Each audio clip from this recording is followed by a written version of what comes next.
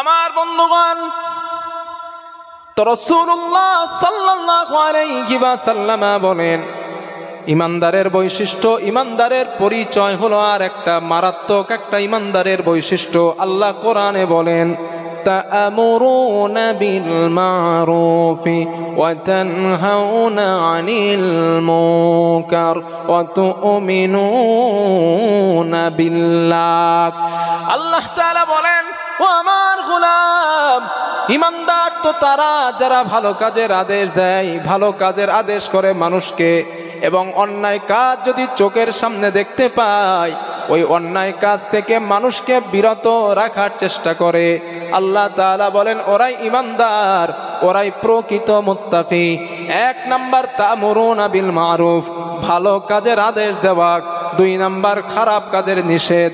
আপনি মসজিদে নামাজে যাচ্ছেন, আপনার সামনে মোড়ের মাথায় দুইজন মুসলমানের সঙ্গে দেখা, আপনি বললেন, ও আমার ভাই, চলো না মসজিদের নামাজের জন্য যাই, আমরা মসজিদের নামাজটা আদায় করব।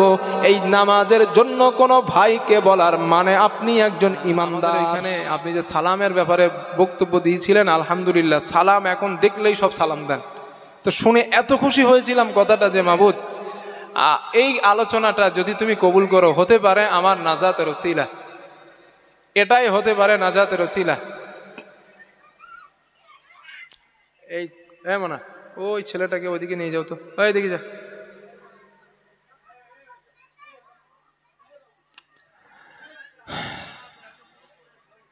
আচ্ছা, আপনারা আমার দিকে মন দেন। একটা বাচ্চা ছেলে, একটা বাজে একটা মুখোশ পরেছে, ওকে দেখে বাচ্চারা ভয় পাচ্ছে, তাই তাকে বললাম তুমি চলে যাও এখান থেকে।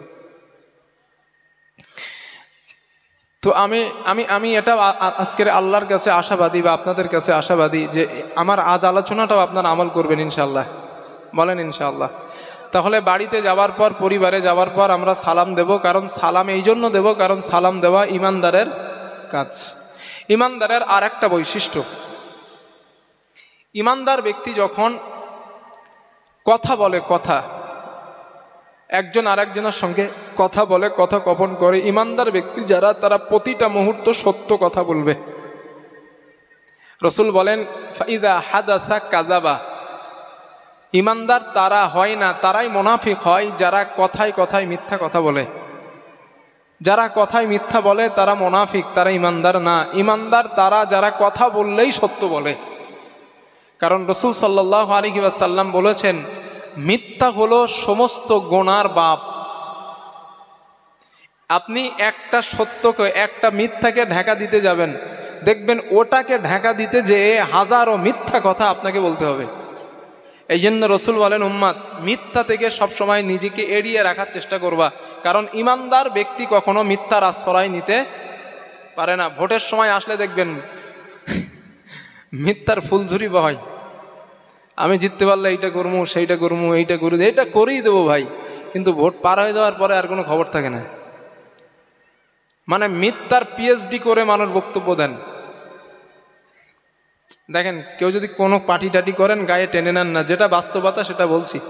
আমি তো আসমান থেকে উড়ে আসি নাই, আমি তো আপনাদের সমাজেরই মানুষ, তাই না? আমি তো বক্তব্য শুনেছি নেতাদের, অনেক খুচরো নেতাদের বক্তব্য শুনছি। এমন এমন ডায়লগ দেয়, ফেরেশতারাও চিন্তা করে ডায়লগ বেটা পাইছে কোথায় রে। কিন্তু ভোট চলে যাওয়ার পরে ওদের আর খুঁজেই পাওয়া যায় না। এসি করে যায়, গরিব মানুষ একটা সই আনতে যায়, স্যার আপনার একটা সই লাগবে, স্যার এখন বিশ্রাম করছেন, কাল এসো। কাল গেছে, স্যার এখন খানা খাচ্ছে, পরশু এসো। পরশু গিয়েছে, স্যার এখন বিশাল ব্যস্ত ভাই, মিটিংয়ে আছেন, তার পরের দিন এসো। কিন্তু ভোটের সময় স্যার বাড়ি বাড়ি বারবার আসছে, আমি তোমার চিরতরের বন্ধু, তোমার বিপদ আপদ আমার কাছে গেলেই ডাকলেই সাড়া দিব। ভোটের পরে আর খবর থাকে না। খুব একটা ভুল বলে ফেলিস মনে হয় নাকি সাজি? এই জন্য নেতা বানানোর সময় দেখে শুনে বানাবেন, কাজ দেবে।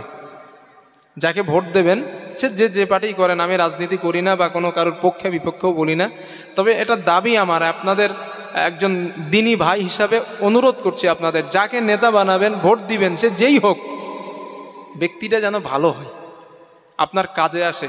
টাকা পয়সা রাষ্ট্র থেকে যা আসবে ওগুলো যেন আপনাকে, গরিবকে যথাযথ বন্টন করেন, এমন ব্যক্তিকে ভোট দিয়েন, লাভ হবে। না আছে এরকম ব্যক্তি, খুঁজলে পাওয়া যাবে চাচি, খুঁজলে পাওয়া যাবে। না নেই না, এমন মানুষ না থাকলে কিন্তু দুনিয়া শেষ হয়ে যেত। ভালো মানুষ না থাকলে দুনিয়া শেষ হতো। এখনো আছে, এখনো অনেক আছে, আমাদের খুঁজে নিতে হবে। 2 জন 4 জন ভোটে দাঁড়ায় আছে, এর মধ্যে অ্যানালাইসিস করতে হবে কোন ব্যক্তি ভালো। আমি এই পার্টি করি বলে সেই পার্টিতে একজন খারাপ জঘন্য লোক ভোটে দাঁড়িয়েছে, আমি পার্টি করি বলি তাকে ভোট দিব না, এটা ঠিক না। বিশেষ করে অঞ্চল ভোটে এইসবগুলো দেখা দরকার। প্রার্থী দেখে ভোট দেওয়া উচিত, কারণ অঞ্চল যিনি হন, যার হাতে থাকেন, তার কাছ থেকেই কিন্তু অবদানটা পাওয়া যায়। এই জন্য অঞ্চলে ভালো মানুষকে পাঠানো দরকার। না তো আপনার বাড়িতে কোনো সমস্যা হয়েছে, বিচার নিতে গেলে আপনার কাছে টাকা চাইবে, যে সমাধান দিব টাকা দেন, ঘুষ চাবে। ভোট হলে না তাই যাচ্ছি। হ্যাঁ, আল্লাহ সাহায্য করেন। আর কত দুঃখের কথা চাচি শুনবো। এমন একটা জায়গায় আমি বসে আছি, চারিদিকের দুঃখ, আপনারা এক দুঃখ জানাচ্ছেন, আর একজন আর এক দুঃখ আর নিতে পারছি না আমি। মানে গণতান্ত্রিক যেই পদ্ধতি সিস্টেম, সেইটা আমাদের কাছ থেকে নিয়ে নিয়ে সব। শুধু আমাদের এই জায়গা বলে না, আলহামদুলিল্লাহ আমাদের রাজ্য তো বহুত ভালো আছে চাচি, বিশ্বাস করেন আমাদের রাজ্য অনেক ভালো আছে। আমি ভারতবর্ষের প্রত্যেকটা রাজ্য ঘুরেছি আলহামদুলিল্লাহ, শুধু উড়িষ্যা রাজ্য ছাড়া প্রত্যেকটা রাজ্য ঘুরে দেখেছি। আমরা অনেক ভালো আছি। অন্য রাজ্যের মুসলমান এত নির্যাতিত, নিপীড়িত, কল্পনা করতে পারবেন না আপনি। আসামে যান, এত নিপীড়িত আসামের মুসলমান কল্পনার বাইরে আপনার। আপনি তো ভোটটাও মোটামুটি দিতে পারেন, তাদের টোটালি কোনো ক্ষমতা নাই। রাজনৈতিক বলে তাদের কোনো ক্ষমতাই নাই। পাওয়ার, সবগুলো পাওয়ার। আল্লাহ সবুজ দান করেন, বলেন আমিন। আমার বন্ধুগণ, তো রাসূলুল্লাহ সাল্লাল্লাহু আলাইহি ওয়াসাল্লাম বলেন, ইমানদারের বৈশিষ্ট্য, ইমানদারের পরিচয় হলো আর একটা মারাত্মক একটা ইমানদারের বৈশিষ্ট্য। আল্লাহ কোরআনে বলেন, তা'মুরুনা বিল মারুফি ওয়া তানহাউনা আনিল মুনকার ওয়া তু'মিনুনা বিল্লাহ। আল্লাহ তাআলা বলেন, ও আমার গোলাম, ইমানদার তো তারা যারা ভালো কাজের আদেশ দেয়, ভালো কাজের আদেশ করে মানুষকে, এবং অন্যায় কাজ যদি চোখের সামনে দেখতে পায়, ওই অন্যায় কাজ থেকে মানুষকে বিরত রাখার চেষ্টা করে।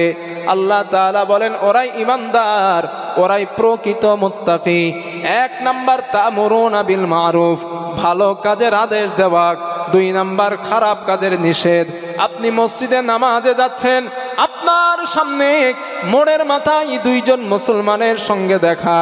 আপনি বললেন, ও আমার ভাই, চলো না মসজিদে নামাজের জন্য যাই, আমরা মসজিদে নামাজটা আদায় করব।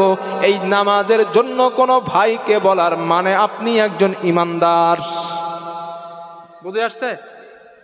আপনার চোখের সামনে 2 জন মুসলমান সন্তান দাঁড়ায়া ফোনের মধ্যে গান দেখে, জোরে লাউড স্পিকারে গান দেখছে, আপনার কানের মধ্যে আওয়াজ আসছে। আপনি তার কাছে গেলেন, ও ভাই বা ও সন্তান, ও বাবা, তুমি রাস্তার ধারে দাঁড়ায়া গান দেখছো, এটা তোমার জন্য জাহান্নামে যাওয়ার কারণ না, তুমি গান দেখো না।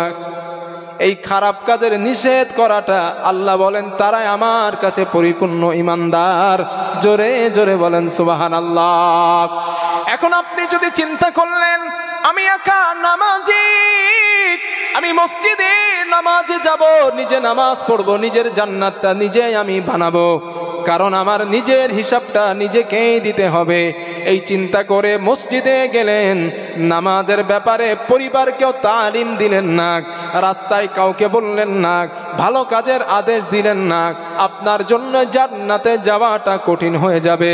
অথবা আপনার সামনে খারাপ কাজ আপনি দেখলেন, ওই খারাপ কাজ দেখার পর নিজেকে এড়িয়ে রাখলেন, না না, আমি যদি খারাপ কাজের বিরোধিতা করতে যাই, তারা আমার এগেইনস্টে দাঁড়িয়ে যাবে, আমার বিরুদ্ধে চরণ করবে, দরকার নাই, আমি নিজের জায়গাটা ঠিক রেখে দেই। এই চিন্তা যদি করেন, জান্নাতে যাওয়াটা কঠিন হয়ে যাবে। যদি বলেন কেন, বুখারীর বর্ণনায় রাসূলুল্লাহ সাল্লাল্লাহু আলাইহি ওয়াসাল্লাম বলেন, আল্লাহর নবী বলেন, আমার উম্মত ও আমার সাহাবারা লূত পয়গম্বরের জামানায় আমার আল্লাহ জিবরাইলকে বলেন, জিবরিল আমার পয়গম্বর লূতকে বলে দাও ঈমানদারদেরকে নিয়ে অমুক পাহাড়ের মাথায় চলে যাওয়ার জন্য। চলে যাবার পর জমিনটাকে নিয়ে তুমি উল্টে দিবা, ওই মানুষ সুদ্ধা উল্টে দিবা। জিবরাইল আল্লাহকে বলেন, মালিক ওই জামানায় অনেক কিছু বান্দা যারা তোমার জান্নাত পাওয়ার জন্য ইবাদত করে, আল্লাহ তোমার সন্তুষ্ট রাজি করার জন্য ইবাদত করে, ও আমাদের আল্লাহ ওদেরকে জমিন থেকে সরানোর ব্যাপারে কোনো আদেশ আমাকে কেন দিলেন না?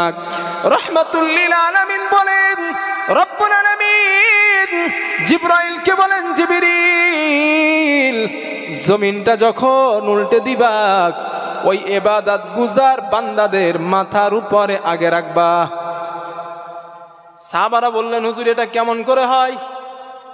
আল্লাহর নবী বলেন, জিবরাইল এই প্রশ্ন আল্লাহকে করেছিলেন, আল্লাহ ওরা তো আপনার ইবাদত করে, ওরা তো আল্লাহ আপনাকেই ভালোবাসে, কিন্তু তাদের সরানোর ব্যাপারে আপনি না বলে তাদের মাথার উপরে জমিনটা আগে রাখার কথা বললেন, কিছুই তো বুঝলাম না। আল্লাহ তাআলা বলেন, জিবরিল গোটা জাতি গোটা সমাজ আমি আল্লাহর সঙ্গে নাফরমানি করে জাহান্নামী হয়ে যাচ্ছে। গোটা জাতি গোটা সমাজ আমি আল্লাহর হুকুম লঙ্ঘন করে জাহান্নামের পথের পথিক হয়ে যাচ্ছে, কিন্তু এই মানুষগুলার কোনো ভ্রুক্ষেপ নাই। ওরা নিজেরা জান্নাতে যাওয়ার জন্যই ব্যস্ত, ওরা নিজেরা আমি আল্লাহ সন্তুষ্ট করার জন্য ব্যস্ত। না না, আমি আল্লাহর কাছে এটা পছন্দনীয় না। আমি আল্লাহ চাই যে নিজে ইবাদত করলো আর একজনকে ইবাদত করার উৎসাহ প্রদান করলো, নিজে খারাপ থেকে বাঁচলো আর একজনকে খারাপ থেকে বাঁচালো। আমি আল্লাহ এইটা চাই। ওই বান্দা আমি আল্লাহর কাছে প্রিয়। লূত পয়গম্বরের জামানায় ওই মানুষগুলার উপরে জমিনটা আগে রাখা হয়। মুহাদ্দিসরা লেখেন, ওরা নিজেরা ইবাদত করে জান্নাতে যাওয়ার চেষ্টায় ছিল, ওই জন্য আমার আল্লাহর কাছে তাদের ইবাদত কবুল গ্রহণযোগ্য হয় নাই। আল্লাহ কবুল করে নাই তাদের ইবাদত, কারণ তারা নিজেরা চেষ্টা করছে আমরা জান্নাতে যাব, জান্নাতে যাব। কিন্তু আল্লাহ বলে, না না না, আমি এইটা চাই না। আমি আল্লাহ চাই তুমি ভালো কাজ করতেছো, তোমার পাশে আর একজন ভাই আছে, তাকেও তুমি বলো, সে যদি না করে সেটা আলাদা জিনিস, তবে তুমি তাকে তাবলীগ করো, তাকে তালিম দাও, ভাই নামাজ পড়ো। আপনার সামনে যুবক ছেলেগুলো ড্যান্স বাজায় বক্স বাজায় পিকনিক করতেছে, আপনারা মসজিদে নামাজ পড়তেছেন, প্রবলেম হচ্ছে নামাজের খুব। এই রে নামাজ পড়ে ঘোড়ার ডিম সমস্যা করে দেয়, হাবিজাবি করে। এই যে সমস্যাগুলো আপনাদেরকে হয়, আপনারা মুসল্লিরা চাপ নিলেন, ওখানে যাব, ওদের কাছে যাব। পিকনিক করছো করো, ফিস্তি করে খাবা খাও, গান বাজানো বন্ধ করো।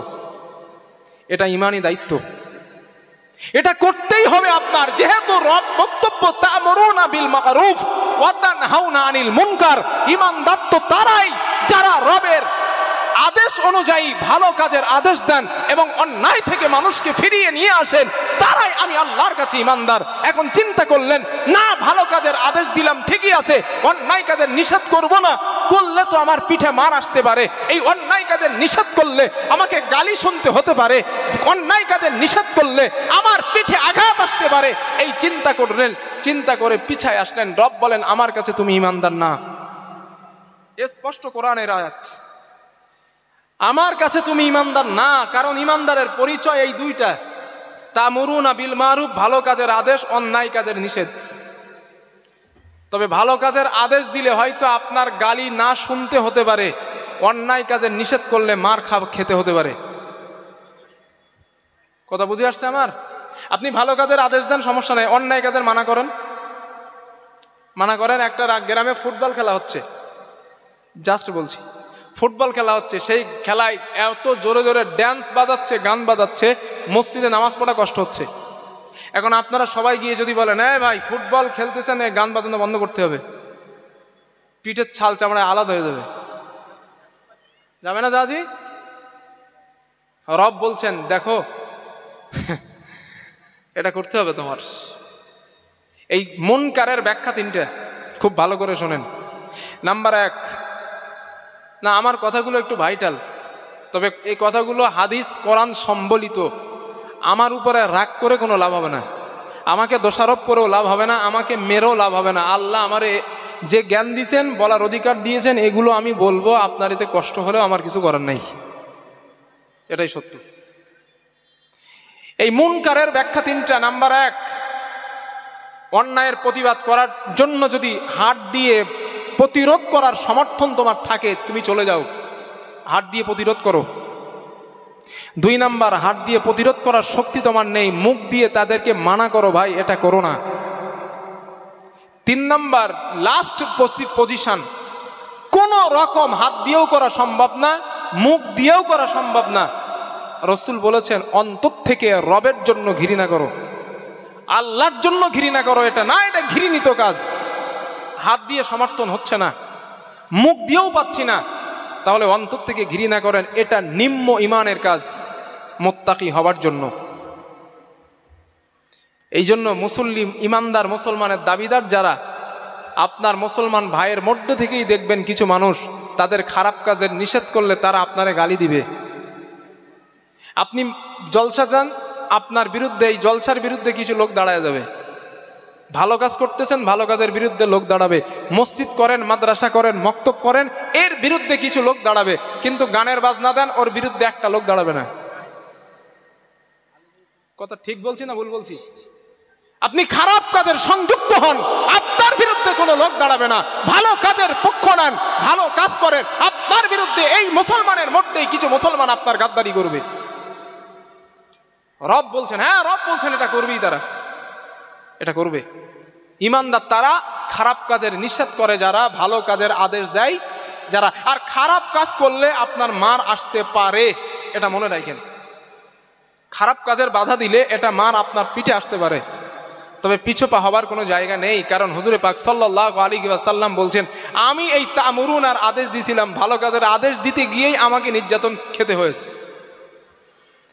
হ্যাঁ, এটা রসুল তো শিখিয়েছেন আমাদের। আমি তো রসুল, আমি আল্লাহর দেওয়া দায়িত্ব।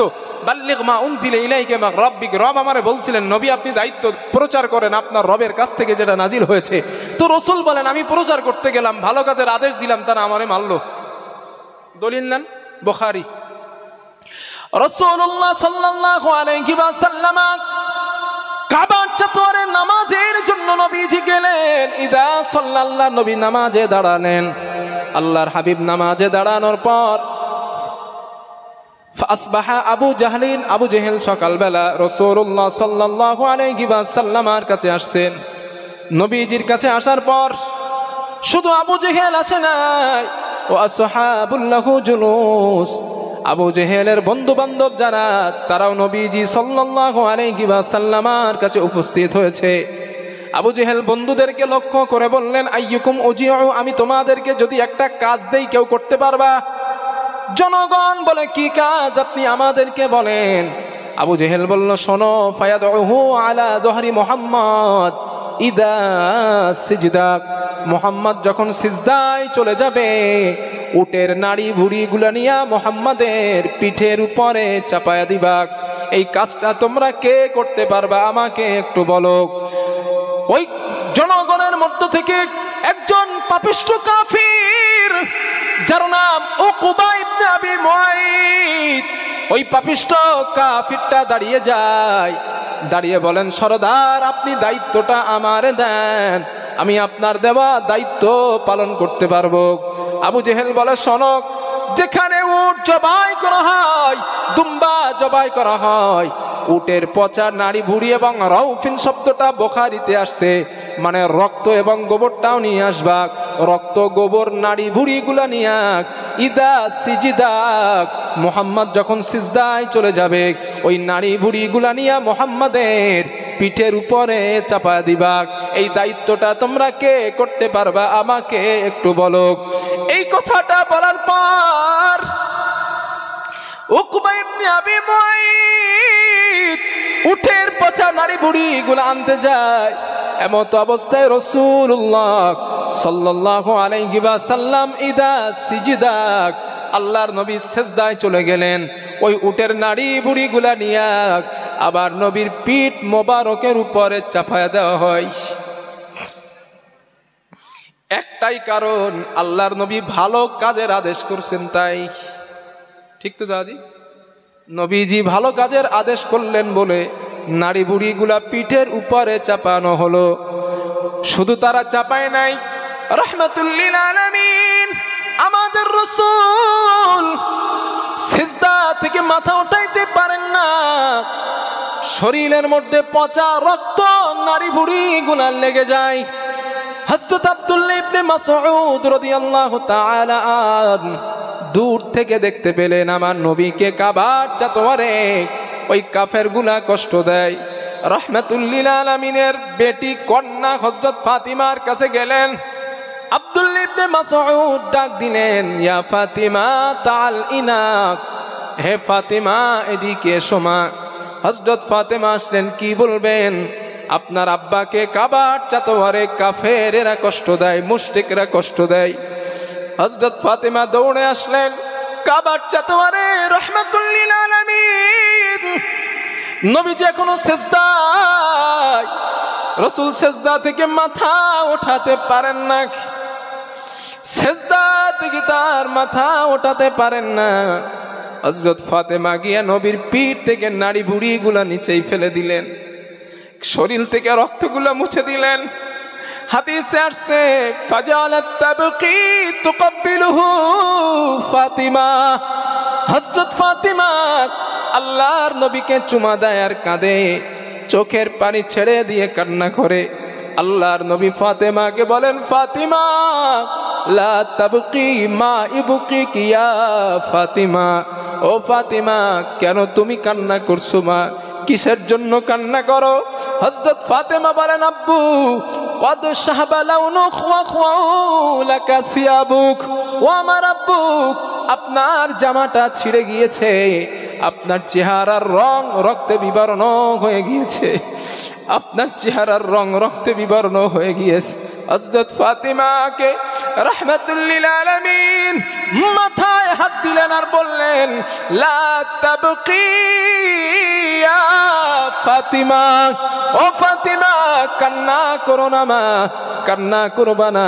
ইন্নাল্লাহা কদ বাআসা আবাকি আমরিন, তোমার আব্বাকে আমার আল্লাহ এমন একটা ধর্ম দিয়ে দুনিয়ায় প্রেরণ করেছেন, গোটা পৃথিবীর বুকে এমন কোন ত্রিলতার বাড়ি থাকবে না, পাকা ইটের বাড়ি থাকবে না, কাঁচা ইটের বাড়ি থাকবে না, যেখানে ইসলাম নামীয় ধর্মটা আল্লাহ মানুষের বাড়িতে বাড়িতে পৌঁছে দিবে না। জোরে জোরে বলেন সুবহানাল্লাহ, নারে তাকবীর। নবীজিকে মারলেন, নারী বুড়ি চাপালেন, কিসের জন্য ভাইজান? এই তা'মুরুন আর আমল করতে যে ওই ভালো কাজের আদেশ দিছেন, আমি নবীকে মোহাম্মদকে নবী বলে মেনে নাও, নামাজ পড়ো, আল্লাহকে মেনে নাও, আল্লাহকে রব বলে বিশ্বাস করো, চুরি ছেড়ে দাও, ডাকাতি ছেড়ে দাও, অন্যায় ছেড়ে দাও, এই ভালো কাজের আদেশ করার কারণেই নবীকে মার খেতে হয়েছে। কথা ঠিক বলছি না ভুল বলছি? হাদিস নাম্বার 2, আম্মা জানা আয়েশা, এটাও বুখারীর বর্ণনা, আম্মা জানা আয়েশা সিদ্দিকা রাদিয়াল্লাহু তাআলা আনহার বর্ণনা, তিনি বলেন, ওই দিন রাতের বেলা রাসূলুল্লাহ সাল্লাল্লাহু আলাইহি ওয়াসাল্লাম আর আমার ঘরে থাকার পালা। আল্লাহর নবীর ব্যক্তিগত কোনো ঘর ছিল না, নবীর বিবিদের ছিল ঘর। কোরআনে একটা সূরা আছে, সূরাটার নাম সূরাতুল হুজুরাত। আম্মা জানদের ঘরকে এই সূরা হুজুরাত নাজিল করে ওখান থেকে হুজুরাত সূরা নাজিল হয়ে যায়। রাসূলের বিবিদের যেই কামরা হুজুরাগুলো ছিল, আল্লাহর নবী বিবিদের কাছে থাকতেন, এক এক বিবির কাছে নবীজি পালা করে করে থাকতেন। আম্মা জানা আয়েশা বলেন, ওই দিন রাতের বেলা আল্লাহর নবীর আমার ঘরে থাকার পালা। রাসূল আমার ঘরে আসলেন, আমি রাতের বেলা নবীজি শরীরের কিছু অংশ আমি দেখতে পেলাম। আমি রাতের বেলা দেখলাম নবীর শরীরের কিছু জায়গায় কালো কালো বসন্তের দাগ দেখা যায়। আমি রাহমাতুল লিল আলামিন নবীকে বললাম, ইয়া রাসূলুল্লাহ, ও আল্লাহর নবী, ছোটবেলায় আপনার কি বসন্ত হয়েছিল? আপনার কি বসন্ত হয়েছিল? আল্লাহ নবী বলে, না আয়েশা, না না, আমি নবীর কখনো বসন্ত হয় নাই। হুজুর এই দাগগুলো কিসের দাগ? রাহমাতুল লিল আলামিন বলেন, ও আয়েশা, সেটা অনেক দুঃখের কথা, অনেক বেদনাদায়ক কথা। আম্মা জান আয়েশা বলেন, হুজুর আজ আমাকে ঘটনাটা শোনান। আল্লাহর নবী বলেন, আয়েশা, আমার পালক পুত্র জায়েদকে নিয়ে মদিনা থেকে, মক্কা থেকে তায়েফে যাবার ইচ্ছা প্রকাশ করলাম। কারণ মক্কার মানুষগুলা আমাকে নির্যাতন করলো, আমাকে মারলো। এই জন্য আমি রাসূলুল্লাহ সাল্লাল্লাহু আলাইহি ওয়াসাল্লাম তায়েফে যাবার উদ্দেশ্য আমি নবী নিয়ে নিলাম। আমি গমন করতে লাগলাম। একদিন নয়, 2 দিন নয়, কয়েকটা দিন রাস্তা অতিক্রম করার পর আমি নবী যখন তায়েফে পৌঁছালাম, তায়েফের যুবকগুলো আমি নবীকে বুতিরা মুহাম্মদ বলে গালি দেয়, সন্তানহারা মুহাম্মদ বলে গালি দেয়, লেস কাটা মুহাম্মদ বলে গালি দেয়। আমি রাসূলকে তারা একের পর এক আঘাত করতে লাগলো, গালি দিতে লাগলো। মুখের থুতুটা আমি নবী আমার শরীরে আঘাত করতে লাগলো। না না, ওখানে তারা ক্ষান্ত হয় নাই। পাহাড়ের মাথা থেকে ওই পাথরগুলা নিয়ে আমি নবী শরীরে আঘাত করা তারা শুরু করে দেয়। শরীরগুলা কেটে যায়, রক্ত জর্জরিত হলো। ওখানেও তারা ক্ষান্ত হলো না। পাহাড় থেকে নেমে এসে আমি নবীকে জোরে একটা ধাক্কা মেরে জমিনের উপরে ফেলে দেয়। এর পরের বর্ণনাকারী হযরতে যায়েদ বলেন, আমি নবীকে দেখলাম, আল্লাহর নবী জমিনের উপরে বেহুশ হয়ে পড়ে গেলেন। নবীজির কোনো হুঁশ নাই, শরীর দিয়ে রক্ত ঝরে। হযরতে যায়েদ ওই কাফেরদেরকে বললেন, তায়েফের মানুষেরা, তোমাদের যত রাগ আমি যায়েদের উপর থেকে ওঠায় নাও, আমার নবীকে তোমরা ছেড়ে দাও। এই মানুষটা 3টে দিনের ক্ষুধার্ত, 3 দিন খাওয়া না। তোমরা তাকে মারতে মারতে রক্তাক্ত বানিয়ে ফেলেছো, শরীর দিয়ে রক্ত গুলা ঝরে যায়। আর তোমরা এই মানুষটাকে মেরো না, প্রহার করো না। হযরতে যায়েদ বলেন, আমার কথা তারা শুনে নাই। কিছু সময় পরে নবীর হুঁশ আসছে, রাহমাতুল লিল আলামিনের হুঁশ আসছে। নবীজিকে আবার উঠালেন, আবার ধাক্কা মারলেন। আল্লাহর নবী আবার জমিনের উপরে পড়ে যায়। মরুভূমিতে পড়ে নবীজির হুঁশটা আবার, নবী বেহুশ হয়ে যায়। আল্লাহর হাবিব আবার ওঠালেন, ওঠানো হলো। 3 বার নবীজিকে ধাক্কা দেওয়া হয়। আল্লাহর নবী 3টে বার জমিনের উপরে পড়ে বেহুশ হয়ে যায়। রাহমাতুল লিল আলামিন আমার হাবিব 3 বারের মাথায় নবীর আর হুঁশ আসে না। ওই তায়েফের কাফের গুলা পাহাড়ের মাথায় দাঁড়ায় এলান করা আরম্ভ করলো, কদ কুতিলা মুহাম্মাদুন, কদ কুতিলা মুহাম্মাদুন, মুহাম্মদ মারা গিয়েছে, মুহাম্মদকে আমরা হত্যা করে ফেলেছি। জোরে বলেন নাউযুবিল্লাহ।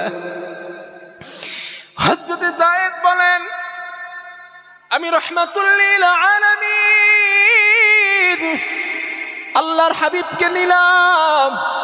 নবীকে নেওয়ার পর একটা পাথরের গায়ে হেলান দিয়ে বসালাম। উমরা এবং যারা হজে গিয়েছেন তায়েফ ভ্রমণের সময় দেখবেন 3 রাস্তার মুখে একটা পাথর রয়েছে। ওই পাথরটা কাটা জাল দিয়ে, বেড়া দিয়ে এখনো ঘেরাস। বুখারীর বর্ণনায় ওই পাথরের গায়ে নবীজি 3 বারের মতো বেহুশ হয়ে যাবার পর ওই পাথরের গায়ে হেলান দিয়ে আল্লাহর নবী বসেছিলেন।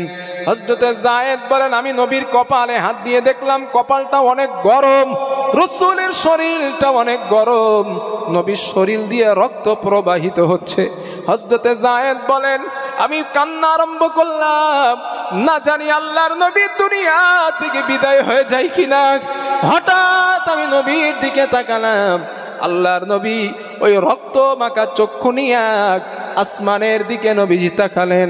আসমানের দিকে তাকানোর পর আল্লাহর নবী বলেন, আয়েশা আমি রাসূল আসমানের দিকে তাকানোর পরে দেখলাম ফাইদা আনা বিসাহাতি জিবরিল, হযরতে জিবরাইল আমি নবীর মাথার উপরে নূরের ডানা দিয়ে ছায়া করে দাঁড়িয়ে আছে। নবী জিজ্ঞাসা করলেন, ইয়া আখি জিবরিল, ও ভাই জিবরিল কি ব্যাপার তুমি এখন এখানে? হযরতে জিবরাইল বলেন, ইয়া রাসূলুল্লাহ, ও আল্লাহর নবী, ইন্নাল্লাহা ক্বাদ বাআসা কওলা কওমিকা লাকা ওয়া মা রাদ্দু ইলাইকা। ইয়া রাসূলুল্লাহ, আপনার কওম আপনার সঙ্গে যেই ব্যবহার করেছে, আপনার কওম আপনার সঙ্গে যেই গাদ্দারি করেছে, আপনাকে কষ্ট দিয়েছে, আপনাকে মেরেছে, আমার আল্লাহ সবগুলা শুনেছেন, আল্লাহ সবগুলা দেখেছেন। ইয়া রাসূলুল্লাহ, ওয়া ক্বাদ বাআসা ইলাইকা মালাকাল জিবাল, ওই যে তাকায় দেখুন পাহাড়ের ফেরেশতা আল্লাহ আমার সঙ্গে পাঠিয়ে দিয়েছেন, লিতামুরহু বিমা শিতা ফীহি, আপনি তাদের যে অনুমতি দেবেন আপনার অনুমতি তারা পালন করতে রাজি। ইয়া রাসূলুল্লাহ, আপনি যে অনুমতি দিবেন আপনার অনুমতি তারা পালন করে নিবে। আল্লাহর নবী বলেন, আয়েশা